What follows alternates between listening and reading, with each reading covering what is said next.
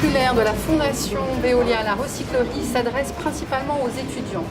L'enjeu, c'est de les sensibiliser à cette économie qui est plus responsable, plus respectueuse des ressources et qui va privilégier le lien entre les acteurs du territoire.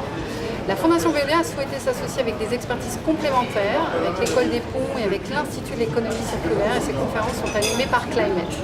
Le thème de la conférence de ce soir est celui de l'efficacité énergétique.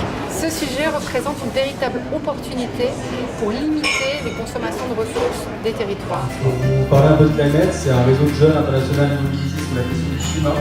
Le cœur de l'action de Climate, c'est de mobiliser la jeunesse. Dans le cadre de la conférence des dossiers, nous sommes ravis d'intervenir parce que c'est des conférences qui sont spécialement dédiées à la jeunesse, aux étudiants, pour vulgariser des notions et sensibiliser à l'enjeu de l'économie circulaire et plus largement du changement climatique. On ne cherche pas à faire de la prévision sur ce qui va se passer au XXIe siècle. On va faire de l'exploration de ce qui peut se passer au XXIe siècle. L'économie circulaire, c'est la recherche de l'efficacité en l'utilisation des ressources, donc les ressources minières, mais aussi les ressources énergétiques.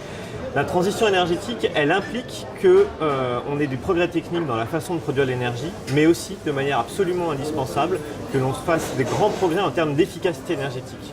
On a donc besoin de solutions dans le bâtiment, dans les transports, dans les process industriels qui nous permettent d'être plus efficaces dans l'utilisation de l'énergie. Et c'est pourquoi la transition énergétique et l'économie circulaire vont dans la même direction. Et nous pouvons faire des économies. Nous pouvons changer nos comportements. La transition énergétique est accélérée par de nouveaux services de pilotage en temps réel. Cela permet de réduire la consommation de ressources naturelles et en même temps maximiser l'utilisation d'énergie renouvelable pour une économie plus circulaire.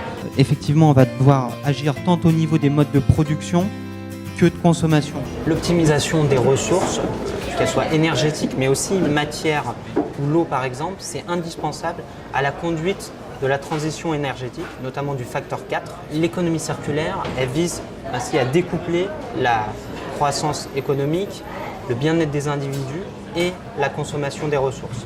Les politiques publiques jouent un rôle incitatif et sont indispensables à la transition vers une économie plus soutenable et énergétiquement plus efficace. Ça passe notamment par des incitations fiscales, une réglementation qui donne des objectifs clairs aux acteurs et de la coopération territoriale. On vous donne rendez-vous pour la 5e conférence du cycle de l'année, la 5e et dernière, qui aura lieu donc le 14 novembre prochain. Donc venez nombreux, merci à nouveau à tous et à bientôt. Au revoir.